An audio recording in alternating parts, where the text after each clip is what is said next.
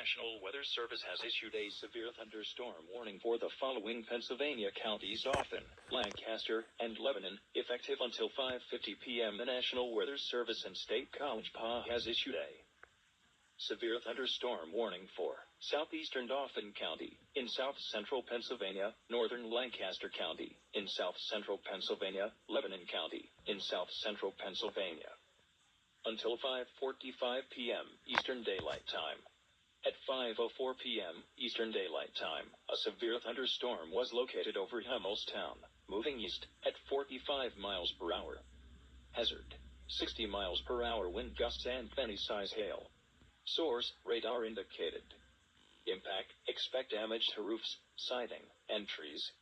Locations impacted include Akron, Harrisburg International Airport, Cornwall, Hummelstown, Taunton, Lawn, Churchtown, Richland, Reinholds, Cleona, Bresler and Hot-Oberlin, and Rutherford.